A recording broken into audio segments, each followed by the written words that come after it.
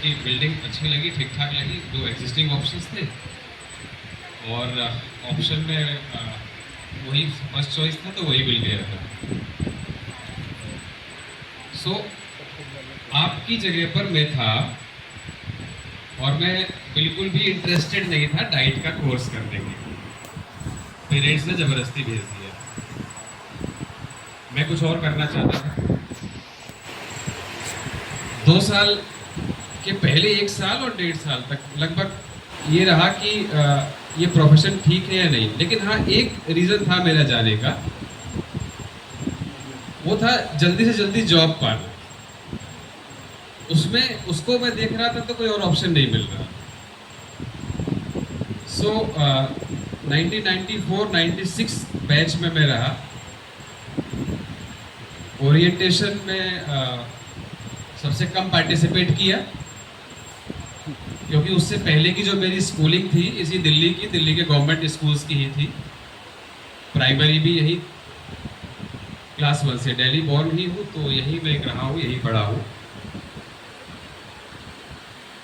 पूरी स्कूलिंग में कभी माइक हाथ में नहीं लिया था, कभी स्टेज पर नहीं आया। डाइट में भी अपने आप को बहुत बचाया, ओरिएंटेशन में बचने नहीं दिया टीचर्स ने, सबको लगा दिया था। आपके साथ भी शायद ऐसे कुछ हो रहा होगा। सो मन है या नहीं है, कुछ ग्रुप सॉन्ग लिए, कुछ ऐसी एक्टिविटी जहाँ कहीं पीछे की तरफ खड़े हो जाए। और क्योंकि कभी किया ही नहीं था स्टेज पर परफॉर्म, तो बड़ा चैलेंजिंग सा लग रहा था, बड़ा ऑकवर्ड सा भी लग रहा था, बट स्टिल करना था तो किया। तो आपके आज आप सबको देखते हुए, फ्रेशर्स को देखते हुए, आई कैन अंडरस्टैंड कि I am on the same page, I was on the same page किसी एक दिन तो था। थोड़ी सी जर्नी आपके साथ शेयर करता हूँ। 2 साल पूरे डाइट में कैसे गए पता नहीं चला। ओरिएंटेशन याद है, बीच की हालांकि पूरी जर्नी याद है। फिर उसके बाद सीधा जो हमारा फेयरवेल था तो उसमें रोना धोना तो बच्चों का और हम सबका था, एक इमोशनल बॉन्डिंग जो बन जाती है, वो बहुत लंबा दिन था जब हम डिपार्ट हो रहे थे सभी फ्रेंड्स।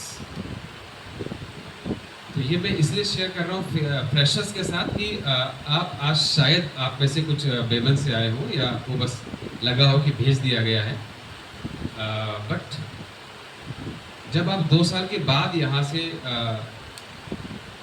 एक क्वालिफिकेशन, एक डिप्लोमा लेकर निकलेंगे तो आई एम श्योर कि आप लोग भी जैसी फीलिंग्स मेरी थी वैसी कुछ फीलिंग लेकर चलेंगे। जो अभी सीनियर्स हैं वो शायद मेरी बात से कुछ एग्री करेंगे, और अभी जब आप और ये सेशन निकाल देंगे तो उसके बाद आप और अच्छे से फील करेंगे।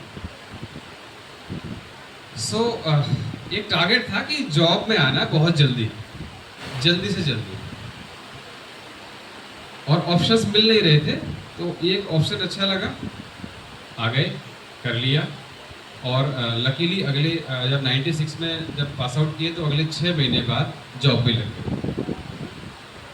एमसीडी में प्राइमरी टीचर की तरफ ज्वाइन किया 1997 1 मार्च। मेरी एज थी उस टाइम पर 19 साल 6 महीने। तो अगर 60 इयर्स को रिटायरमेंट एज मानते हैं तो लगभग 40 साल 6 महीने की सर्विस है, जो कि हमारे टीचिंग डिपार्टमेंट में बहुत कम देखने को मिलती है। लकी मानता हूँ अपने आप को, एक लंबा टाइम मुझे इस फील्ड में करने को मिला। और गवर्नमेंट जॉब में आना तो वैसे भी अपने आप में एक इतना इजी नहीं होता है, छोटा केक वॉक कि आप बस आपने डिसाइड किया और आप आ गए। उसके बाद की सारी एजुकेशन कॉरेस्पॉन्डेंस के थ्रू हुई। Graduation BA with from Delhi University SL से लिया। जॉब भी चल रही थी, पढ़ाई भी चल रही थी। बीएड इग्नू से किया 2 ईयर प्रोग्राम। मैथमेटिक्स से पोस्ट ग्रेजुएशन किया, वो भी again as a private candidate.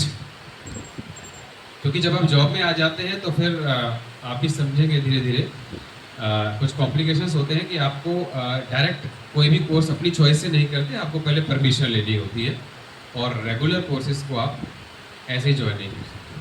आपको सिर्फ ओपन लर्निंग या पार्ट टाइम कोर्सेज या वही कोर्स जिससे आपकी स्कूल टीचिंग हैम्पर ना हो रही हो, वही आप चुनें।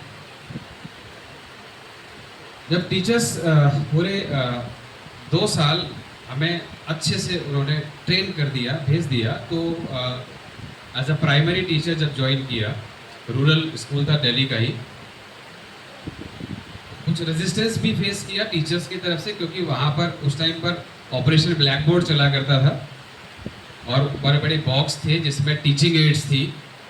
और पहली बार जाकर जब टीचिंग एड्स के ताले खोले, जो अनटच्ड अनयूज थे 1 साल 2 साल 3 साल से, तो जो टीचर्स थे, क्योंकि मैं सबसे कम उम्र का था वहाँ उस स्कूल में जहाँ मैंने ज्वाइन किया, और जो मुझसे ठीक इमीडिएट जो सीनियर थे और अदर देन मी जो यंगेस्ट वन थे, वो आई गेस 28 या 30 के आसपास के थे।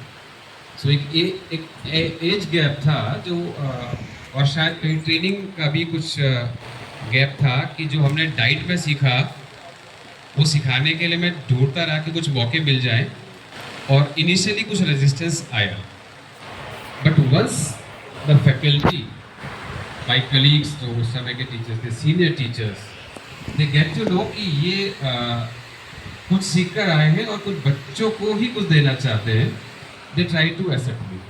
और उन्होंने इस चीज़ को प्रेज भी किया, कुछ खुद भी सीखा और फिर ज्वाइन भी किया। ये जो 2 साल की ट्रेनिंग थी, इसने मुझे हेल्प किया प्राइमरी टीचिंग में बहुत ज़्यादा, और एक परसिस्टेंस, कंसिस्टेंसी के साथ लगे रहना, छोटे बच्चों के साथ काम करना, वो करता रहा। 13 साल, 13 ईयर्स, क्लास 1 2 3 4 5, एक साइकिल पूरा हो गया, एक बैच ग्रेजुएट हो गया प्राइमरी का, फिर दोबारा क्लास 1 मिल गई, क्लास 1 2 3 4 5। मेरे साथी कहा करते थे आप पंचवर्षीय योजनाएं लेकर आए हैं और पंचवर्षीय योजनाएं निकालते जा रहे हैं, तो 2 पंचवर्षीय योजनाएं मैंने निकाल दी। 2 बैच जो मैंने क्लास 1 से स्टार्ट किए बच्चों के, वो 5-5 साल के, वहाँ से प्राइमरी से ग्रेजुएट होकर निकल गए, 6th में चले गए।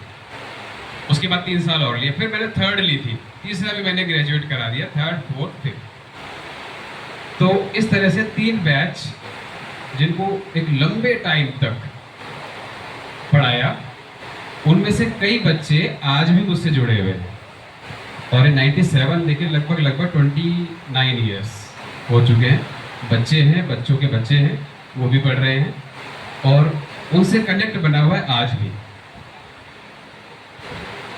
आगे फिर मौका मिला प्रमोशन का, क्योंकि मैंने मैथमेटिक्स में पीजी किया था, मैथ से थोड़ा सा लगाव था, क्योंकि 12th तक साइंस स्ट्रीम थी मेरे पास, साइंस सब्जेक्ट से, तो बाय नेचुरल चॉइस मैथ्स में कुछ इंटरेस्ट ज़्यादा था,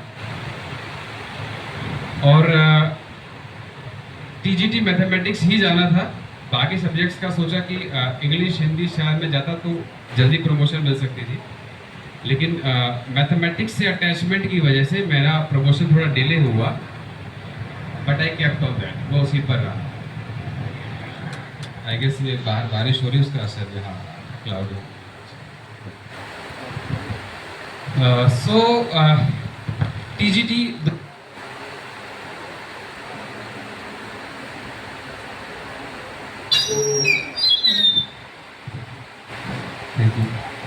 क्या इसमें टाइमर तो सेट नहीं किया था, कितनी देर बोलना है बस?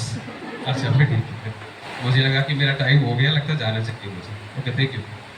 सो मैं बैटरी ठीक है, ठीक है, टाइम ले लूँ थोड़ा सा और? ओके, अगर बोर हो रहे हो तो एक लेफ्ट हैंड रेज कर देना, मैं चला जाऊँ, समझ जाऊँगा मैं, इशारा समझ जाऊँगा, ठीक है। So anyone would like to raise your left hand? अभी कोई नहीं, ठीक है, थोड़ा और बोर कर सकते हो। सो 2010 टीजीटी मैथमेटिक्स, आरकेपुरम में पोस्टिंग मिली 20 किलोमीटर दूर, लेकिन नया बैच था, नया जुनून था कि बच्चों में मैथ्स अब सिखाना है, पढ़ाना है, तो लगा स्कूल में जाकर कि जिन बच्चों से मैं डील कर रहा था, बच्चे बड़े हो गए, ऐसा लगा कि मेरे बच्चे हैं जिनको मैं अभी वहाँ पढ़ा रहा था प्राइमरी में, और वही बच्चे बड़े हो गए, क्योंकि उसी सिस्टम से मैं पढ़कर गया था डीओई से, तो वही पुराने पहले वुडन डेस्क हुआ करते थे, वो याद आए, तो फिर लगा कि हाँ मेरे दिन भी लौट आए, मेरा बचपन भी लौट आया। लगभग मुझे डेस्क मिले थे 9th क्लास में, जब मैं गवर्नमेंट स्कूल में था। 6 से लेकर 8th क्लास तक जब मैं था, तो हम जूनियर्स के लिए सिर्फ टेंट हुआ करते थे, टेंट और जूट वाली पट्टी, और नीचे बैठते थे, वहाँ बैठकर पढ़ाई की है। तो बारिश जैसे आज का मौसम है, ऐसे दिन में हमारी छुट्टी होती थी, क्योंकि बैठने के लिए जगह नहीं था, कच्चा मैदान था, वहाँ बैठते थे। तो हमने रेनी सीजन को बहुत एंजॉय किया। एनीवे, टीजीटी के बाद जब मैं वहाँ पहुँचा तो बच्चे बड़े लगे, एक्सपीरियंस नया मिला, मैथमेटिक्स में कुछ एक्स्ट्रा करने का मौका मिला, क्योंकि उससे पहले मैं सिर्फ प्राइमरी के सारे सब्जेक्ट्स को देख रहा था, लैंग्वेज भी, एसएसटी भी, सभी को। तो लगा कि हाँ, अब जो मेरा कोर सब्जेक्ट है, अब मैं उसमें कुछ एडिशनल कर सकता हूँ। कुछ असाइनमेंट्स बनाए, कुछ प्रोजेक्ट्स किए, कुछ काम किए। वहाँ पर कुछ टीचर्स थे जिनकी पोस्ट पर मैं गया था, मतलब एक पोस्ट खाली हुई थी, क्योंकि एक टीचर प्रमोट होकर गए थे। पता लगा कि वहाँ से जो टीचर गए हैं प्रमोट होकर मुझसे पहले, जिनकी जगह पर मैंने ज्वाइन किया है, उन्हें टीजीटी से पीजीटी बनने में 28 साल लगे। 28 थोड़ा सा असमंजस की स्थिति लगी मुझे ज्वाइन करके। अच्छा, एक और टीचर गए थे प्रमोट होकर मैथमेटिक्स में, उनको 24 साल लगे थे प्रमोशन।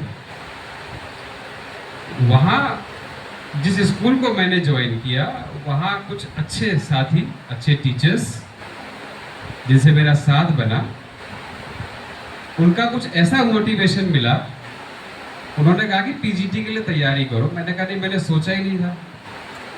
प्राइमरी में बड़ा खुश था, अपॉर्चुनिटी मिली, नया एक्सप्लोर करना था, मैथ्स करना था, तो इसलिए मैं आ गया। अदरवाइज अगर प्रमोशन ही लेना होता, शायद सब्जेक्ट चेंज करके मैं इंग्लिश और हिंदी या और जिस भी सब्जेक्ट में मेरी एलिजिबिलिटी थी, तो मैं 2006 या 7 में आ गया होता, 3 या 4 साल पहले आ गया होता।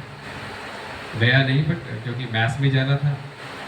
तो वहाँ की जो फैकल्टी थी, उनके जो साथी थे, जो मेरे कलीग्स थे, वो बड़े पॉजिटिव माइंडसेट के थे, बहुत एनकरेजिंग थे, और उन्होंने ऐसा बूस्ट किया कि पीजीटी के लिए अप्लाई करो, पीजीटी के लिए अप्लाई करो। तो लगभग 1 से 1.5 महीने फिर मैंने थोड़ा जम के तैयारी की, अप्लाई किया। 2010 में ही पोस्ट निकल गई थी।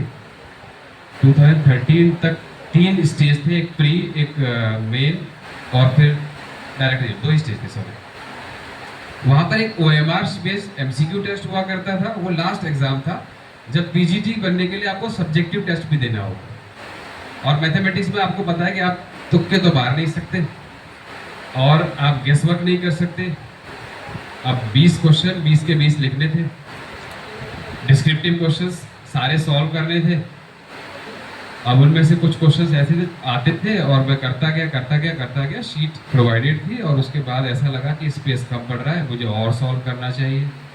3 क्वेश्चन ऐसे थे, मुझे याद है, एक डिफरेंशियल इक्वेशन का था, क्वेश्चन भी मुझे याद है। पूरा सॉल्व कर लिया, और जहाँ तक कर सकता था सॉल्व किया, स्पेस कम भी लगा। घर आकर चेक किया तो आई रियलाइज कि जो मैंने क्वेश्चन जहाँ तक मैं खींच के ले गया था, उससे पहले ही क्वेश्चन सॉल्व मान लिया गया था एनसीईआरटी में, यानी कि मैं कुछ ज़्यादा ही सॉल्व करने में लगा हुआ था। बूस्टअप मिला था कोलीग्स का, साथियों का। वहाँ पर मेरे कुछ साथी ऐसे भी थे जो एक पोस्ट थी, और एक पोस्ट पर भी वो रिक्रूट होकर आए थे डायरेक्ट। उनके मोटिवेशन से मैंने अप्लाई किया था। थोड़ा जो मेरे सीनियर्स थे, उनके प्रमोशंस को देखा, तो कुछ मोटिवेशन मिला कि चलो अब 11th-12th में भी कुछ काम किया जाए।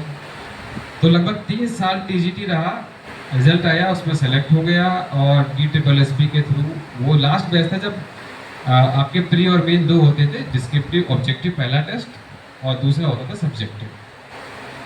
तो दोनों में फिर सेलेक्ट हो गया, और फाइनली फिर 2013 में एज पीजीटी मैथमेटिक्स ज्वाइन कर लिया, इसी डिपार्टमेंट DUE। और 2013 से लेकर 23 तक पीजीटी कर रहा। तो इन शॉर्ट अगर टीचिंग देखें तो क्लास 1, 2, 3, 4, 5, 6, 7, 8, 9, 10, 11, 12 सारी क्लासेस पढ़ा दी, 12 क्लास तक हुई। अब आ गई एक अपॉर्चुनिटी यूपीएससी के थ्रू, प्रिंसिपल्स की पोस्ट निकली। कोविड टाइम था, 2021 के आसपास, 21 में पोस्ट निकली थी, और इसमें भी टेस्ट्स रिटन टेस्ट और टेस्ट के बाद फिर इंटरव्यू। जब टेस्ट दिया तो टेस्ट देने के बाद हालत ख़राब हो गई थी क्योंकि लगा कि टेस्ट तो बहुत बेकार गया है। लेकिन जब बाकी साथियों से सुना कि सबके पेपर ऐसे जा रहे हैं, यूपीएससी का पैटर्न देखा कि वहाँ टॉपर ही 65 लेकर आ पाता है, तो मैं भी वही 60-65 के बीच में था। तो मुझे लगा कि शायद मैं कंफर्टेबल पोजीशन पर हूँ, शायद सिलेक्शन हो सकता है। और जब रिजल्ट आया रिटर्न का, तो इंटरव्यू के लिए मेरा नाम था शॉर्ट लिस्टेड में। लगभग 3 टाइम्स बोले थे, 1000 समथिंग कुछ कैंडिडेट्स थे और टोटल पोस्ट थी 363 ऑल इंडिया लेवल पर यूपीएससी का रिक्रूटमेंट, जिसमें 363 पोस्ट थी।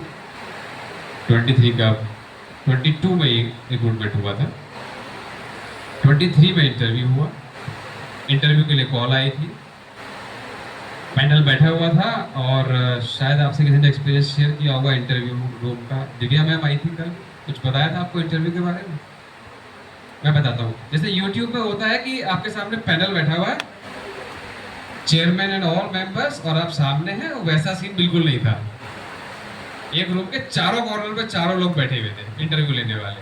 सामने चेयरमैन, एक पर्सन मेरे लेफ्ट हैंड साइड पर थे, एक थोड़ा सा इस तरफ थे, और एक मैम जो शायद साइकोलॉजिस्ट थी, वो बिल्कुल पीछे से मुझे ऑब्जर्व कर रही थी, आउट ऑफ साइट।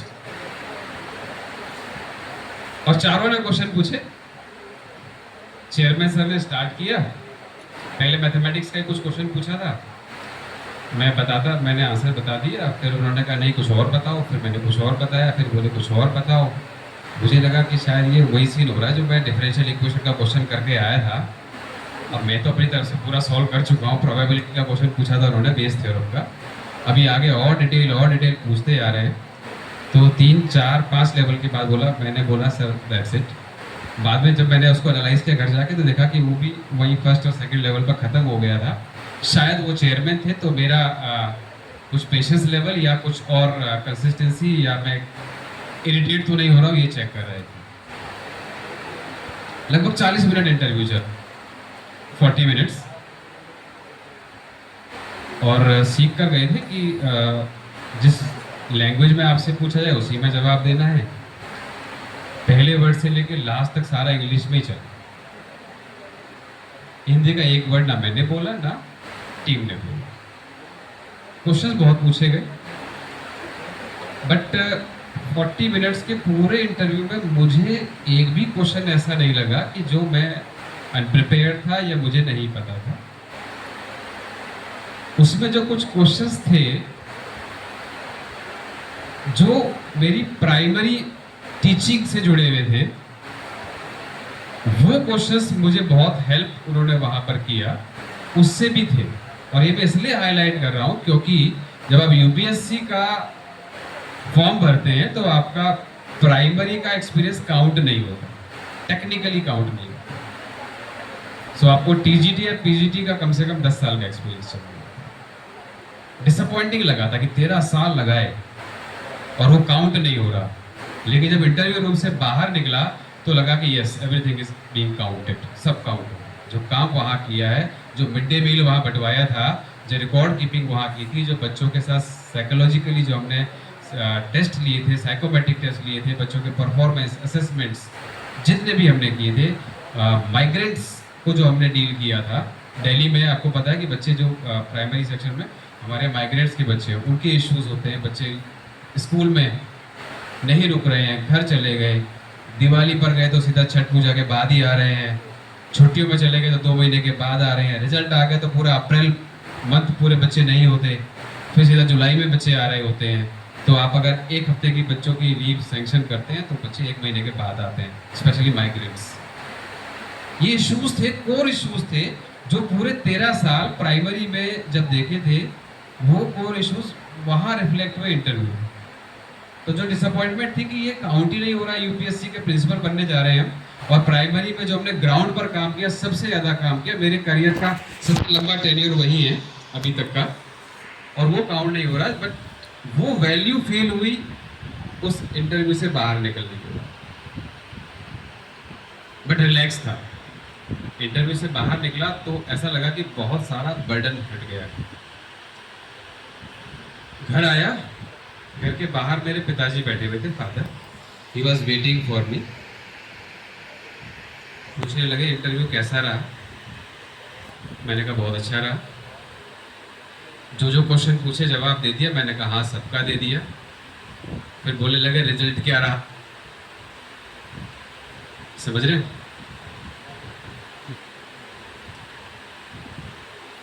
मैं फर्स्ट जनरेशन लर्नर हूं।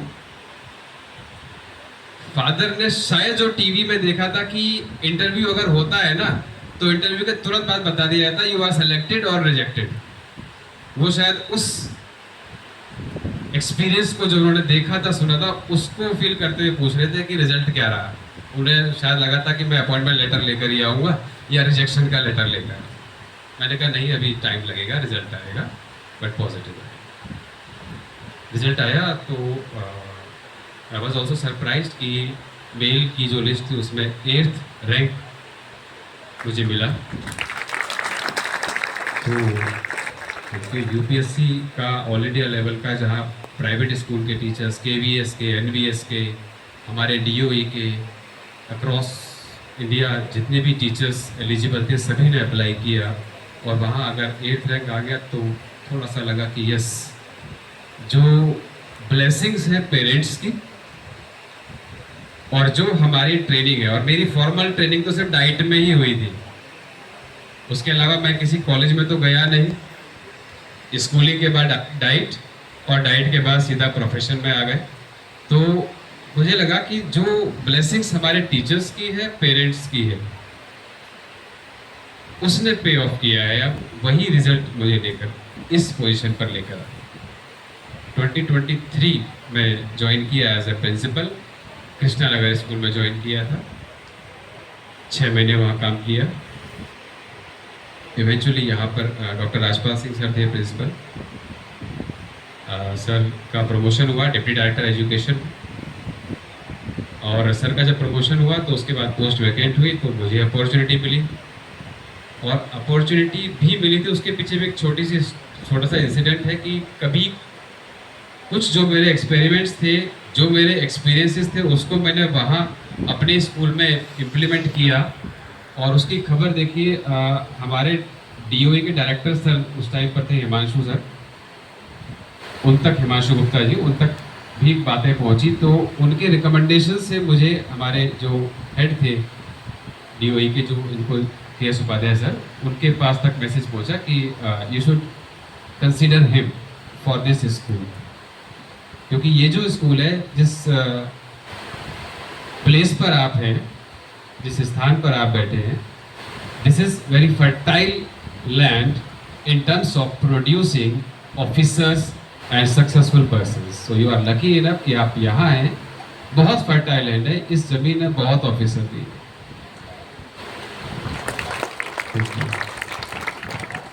अभी 4 दिन पहले यहाँ लक्ष्य अग्रवाल इसी माइक पर यही हमारे बच्चों से इंटरेक्शन कर रहे थे, जो अभी रिसेंटली यूपीएससी के रिजल्ट में आईपीएस ऑफिसर बने हैं, इसी स्कूल के 2017 बैच का बच्चा।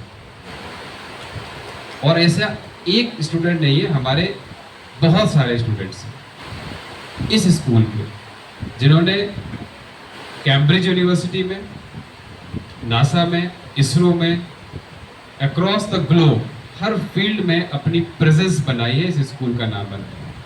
और ये स्कूल C4 रैंकिंग होती है, उसमें ऑल ओवर इंडिया के स्कूल्स की रैंकिंग की गई है। तो हमारा स्कूल 10th रैंक पर है अक्रॉस ऑल डे स्कूल्स। उसमें केवीएस भी है, एनवीएस भी है, डीओए के सभी स्कूल्स हैं, प्राइवेट स्कूल्स हैं, सभी एक एजुकेशन वर्ल्ड रैंकिंग है, उसमें हम 7th रैंक पर स्टैंड करते हैं। That's all because of my teachers. So ये मेरी जर्नी रही। अब यहाँ पर बहुत कुछ करने का मौका मिल रहा है इस स्कूल में। यहाँ कोडिंग, रोबोटिक्स, डिज़ाइन, मल्टीपल अरेनाज है जो बच्चे एक्सपीरियंस कर रहे हैं। पीछे टीटी टेबल है, तो नेशनल लेवल के टीटी प्लेयर्स भी हैं जो नेशनल तक जा रहे हैं, नेट बॉल की गर्ल्स जा रही हैं। ये सब एक्सपीरियंसेस मुझे भी देखने को मिल रहे हैं, सीखने को मिल रहे हैं। और जो टीचर्स है यहाँ के वो अपने आप को पूरा लगाए हुए हैं, बच्चों के साथ जोड़े हुए हैं, जो आगे इन बच्चों को आगे बढ़ा रहे हैं, प्रोपेल कर रहे हैं कि वो बच्चे कुछ परफॉर्म करें और परफॉर्म।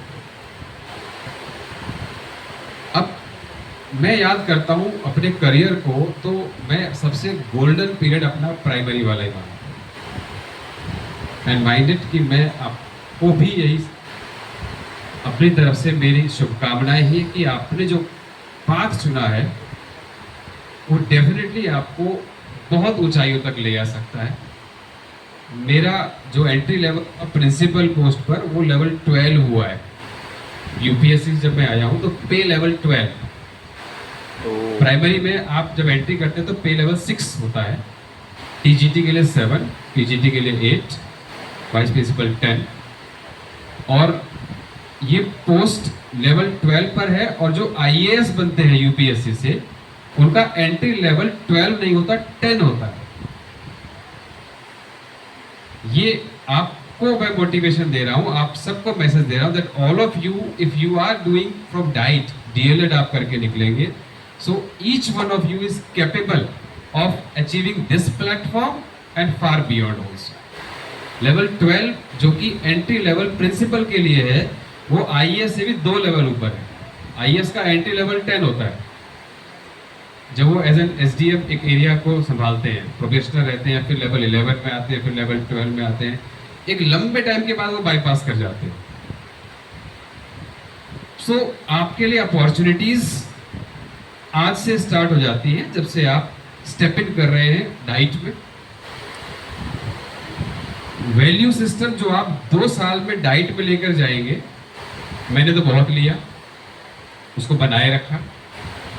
एक इंसिडेंट बताता हूँ, जब मैं 13 साल के बाद जब टीजीटी बनकर गया था तो वहाँ कुछ और साथी थे शायद जो भी एमसीडी से प्रमोट होकर आए थे, तो कुछ काम था मेरे पास, असाइनमेंट्स थे, मैंने शायद कुछ ज़्यादा कर दिए, अच्छे से कर दिए। तो साथी एक जो साथ में टीचर्स थे उन्होंने कहा कि आप इतने साल एमसीडी में रहे, 13 साल एमसीडी में रहे, तो आपका तो निगमीकरण हो जाना चाहिए था। निगम में रहे हो तो निगमीकरण हो जाना चाहिए था, यानी कि सिंपल वर्ड्स में कहें तो जंग लग जाना चाहिए था, रस्टेड हो जाने चाहिए थे, यानी कि 1 साल, इतने साल 13 साल रहे तो थक जाना चाहिए था।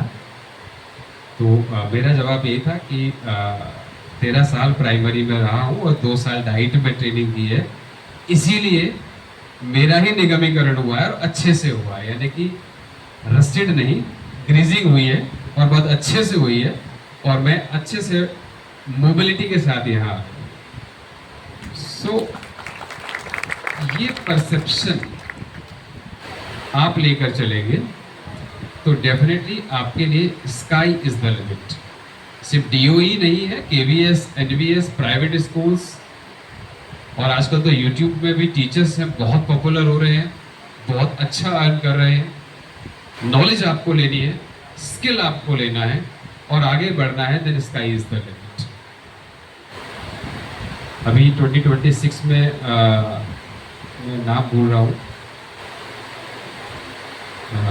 नागी फीमेल टीचर हैं, she has got $1 million award in Dubai, global award. एक फर्स्ट इंडियन, उनसे पहले 2020 में उन्होंने लिया था, रंजीत सिंह डिसाले, महाराष्ट्र के हैं वो, बेंगलुरु में उन्होंने काम किया, कन्नड़ सीखी, primary teacher, government primary teacher, पहला इंडियन जिसने $1 मिलियन का अवार्ड लिया, global teachers award. QR code बनाए बच्चों के लिए, और वो क्यूआर कोड बाद में एनसीईआरटी ने भी अडॉप्ट किए, अपनी बुक्स में अब क्यूआर कोड देते हैं, सो दैट अगर किसी को एक्सटेंडेड लर्निंग करनी है तो आज से उसको स्कैन करेंगे और अपने रिलेटेड कंटेंट को और एक्सप्लोर कर पाएंगे, वीडियोस देख पाएंगे, कंटेंट को और देख पाएंगे। तो वो गवर्नमेंट टीचर होते हुए, एक छोटे से स्कूल में काम करते हुए, इतने इनोवेशन, इतने एक्सपेरिमेंट कर गए कि इंटरनेशनल लेवल पर रिकॉग्निशन पा गए। और जो $1 मिलियन का अवार्ड मिला था उसका उन्होंने क्या किया, 50% उन्होंने अपने ही साथ के 9 जो कंटेस्टेंट थे बाकी के, उन सब में डिस्ट्रीब्यूट किया, so that they can also use that fund in their domains, वो अपने डोमेन में करता है। सो प्राइमरी टीचर जो ग्रास रूट लेवल पर काम करते हैं, आप बच्चों को सिर्फ ट्रांजैक्ट नहीं कर रहे हैं, नॉलेज नहीं दे रहे हैं, आप लाइव्स को टच कर रहे हैं। एक बच्चा आपके कंटेंट को शायद याद नहीं रखेगा, आपने क्या पढ़ाया वो शायद याद नहीं रखेगा, लेकिन आपने उसकी लाइफ को कैसे टच किया, आपका रोल उसकी लाइफ में क्या रहा, वो बहुत अच्छे से आपको याद रहेगा। 2 साल की ट्रेनिंग में आज भी याद रखता हूँ बच्चों की साइकोलॉजी, विजन, किस तरह से हमें क्लास को किस एंगल से देखना है, हमारे ब्लाइंड स्पॉट्स कहाँ हो सकते हैं, उसको किस तरह से हमें कैटर करना है, बोर्ड को कैसे यूज करना है कि डिस्प्ले मेरा दिखता रहे, बैक कितनी देर पीछे रहनी चाहिए, कितनी देर आगे रहना चाहिए। आज भी प्रैक्टिस करता हूँ। सर कल मुझे देखने आया तो मैं स्कूल में मिला नहीं, मैं अपने स्कूल के टॉप फ्लोर पर क्लास ले रहा था। 11th क्लास मैथ्स की बुक आज भी यूज़ कर रहा हूँ, मेरे अपनी बुक है, तो बुक एग्जाम्पलर NCERT, और कम से कम एक क्लास एक दिन में आज भी ले रहा हूँ।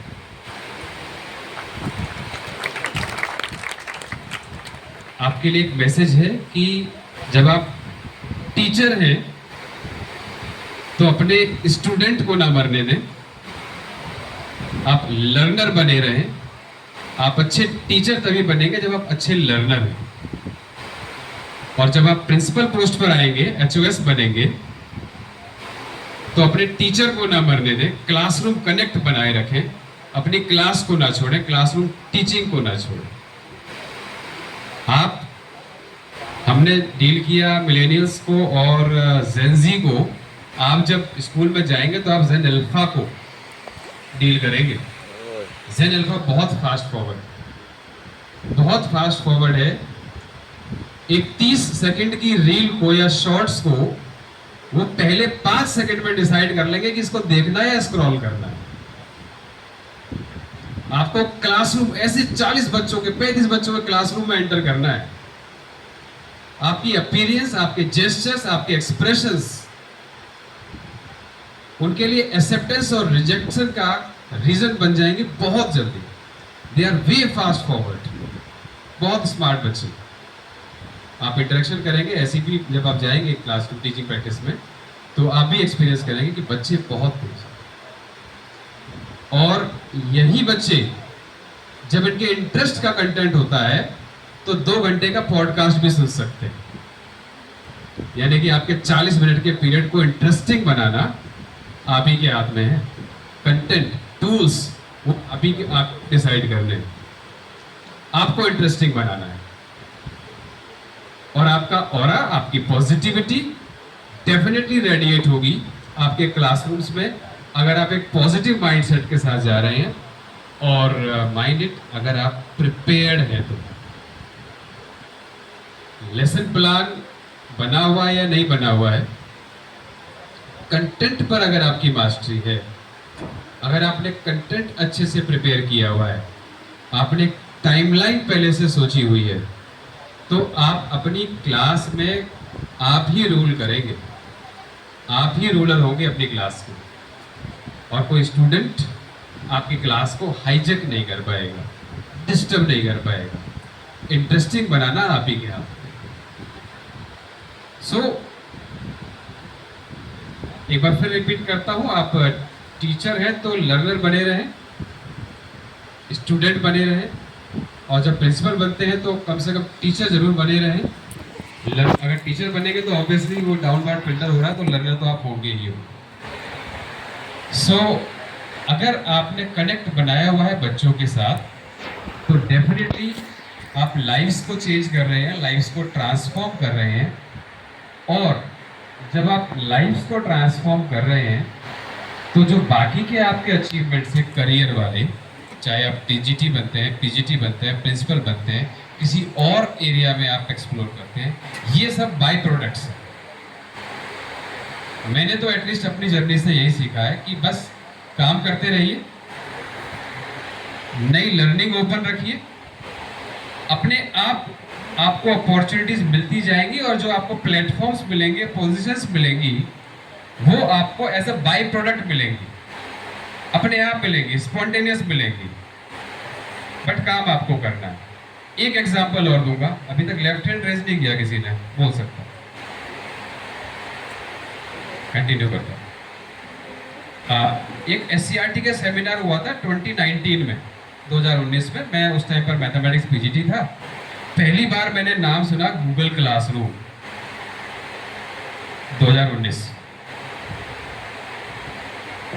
पता लगा कि गूगल ने कुछ नया लॉन्च किया है गूगल क्लासरूम में, और फिर उसको थोड़ा सा सीखा, कुछ बस इंटरफेस ही मिला था, सेमिनार में एक सेशन था।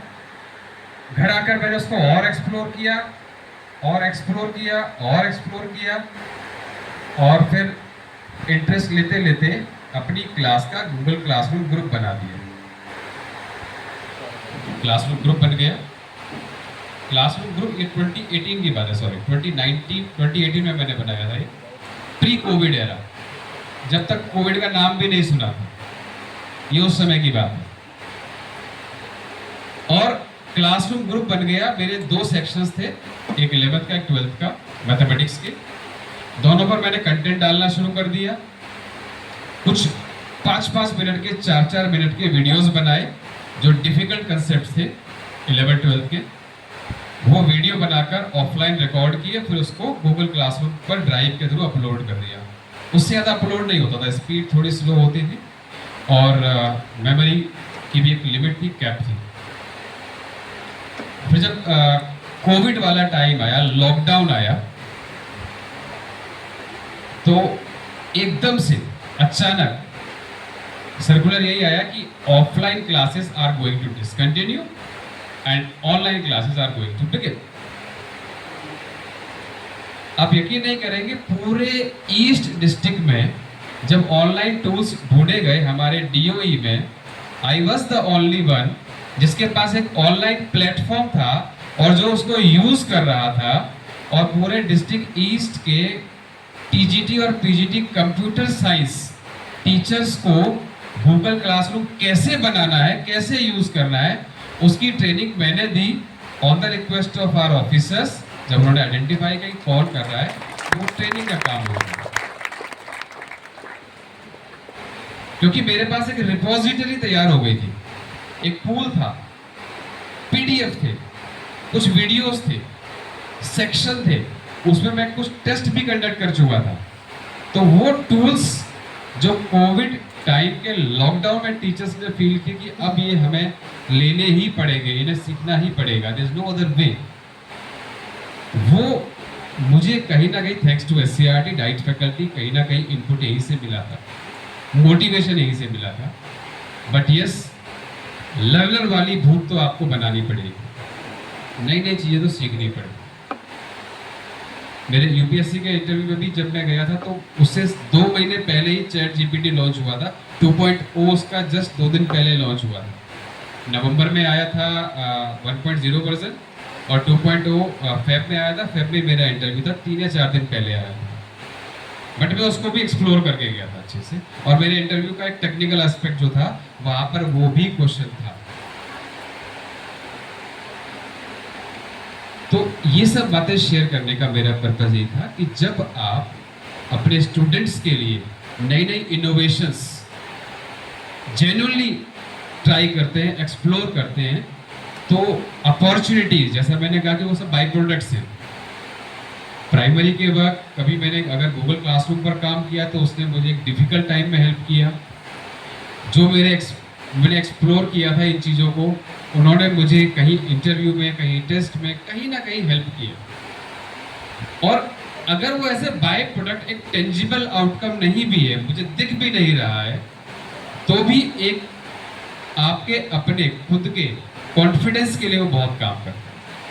जब आप क्लास में एंटर करते हैं, बच्चों से इंटरेक्ट करते हैं, आप टीचिंग में हैं, ऑनलाइन या ऑफलाइन, तो अगर आपके पास टेक्निकल टूल्स पूरे हैं, भरपूर हैं, आप यूज़ करना जानते हैं, आपको पता है कैसे एनोटेशंस को यूज़ करना है, कैसे क्लासरूम्स को, टूल्स को यूज़ करना है, तो आप डेफिनेटली आप एम्पावर्ड फील करते हैं, आप कॉन्फिडेंट फील करते हैं, और स्टूडेंट्स जेन जी और जेन अल्फा जिनको आप डील करेंगे उनको अच्छे से गाइड कर पाएंगे, उनको एक अच्छी डायरेक्शन आप दे पाएंगे। आपकी ट्रेनिंग पूरे 2 साल की, एक एक दिन की बहुत यूजफुल होने वाली है।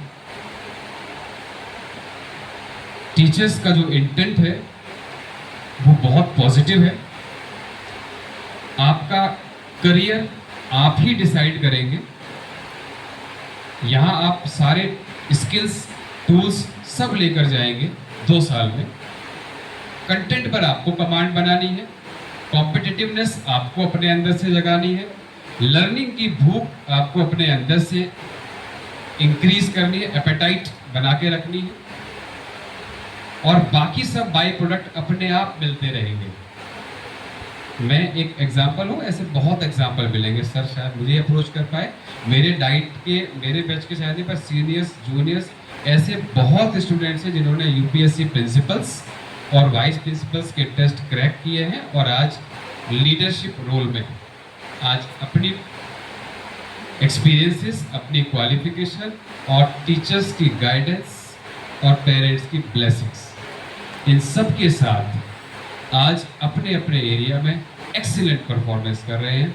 आप सभी भी करेंगे, I am sure about this, क्योंकि आप you are in the safe hands.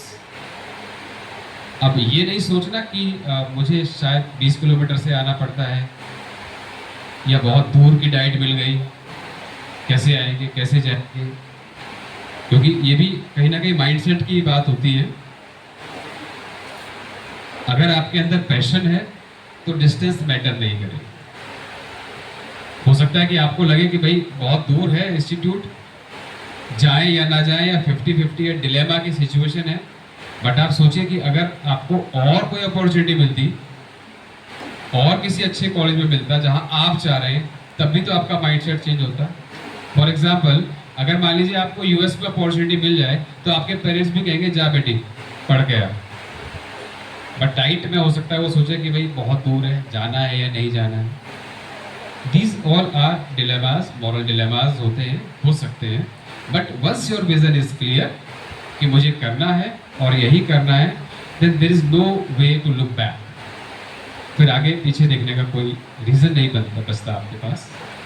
So left hand तो आ ही नहीं रहा किसी का, मैं कंटिन्यू करता रहूँ। चलिए, थैंक यू वेरी मच, आपका बहुत बहुत धन्यवाद। क्लैपिंग तो ठीक।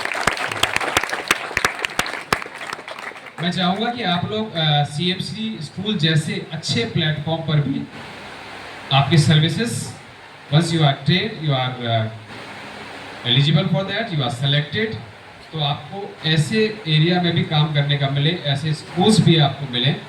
बट यस, रूरल एरिया में भी आपको बहुत एक्सपीरियंसेस मिलते हैं, यहाँ भी मिलते हैं। यहाँ हर क्लास में स्मार्ट बोर्ड है, AI इनबिल्ट सॉफ्टवेयर उनके अंदर डले हुए हैं, मैं भी उनको यूज़ कर रहा हूँ। जब मैंने सीख लिया तो आप लोग को डेफिनेटली उनको सीखेंगे, AI टूल्स को क्लासरूम्स में यूज़ भी करेंगे और बच्चों को बहुत अच्छे से भी सीखेंगे। सो आप सभी को मेरी तरफ से शुभकामनाएं। जो सीनियर्स हैं आप सबको ऑल द बेस्ट। मैं चाहूँगा कि जितनी तेज़ी से मैं जॉब में आया, आप मुझसे भी और फास्ट, प्रिपेयर्ड, क्विक होकर जॉब में आएंगे।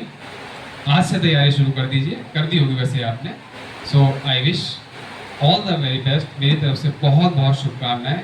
And welcome to the Diet family, to all my freshers, and best wishes to all seniors. All the very best. Thank you for calling me here. Thank you very much.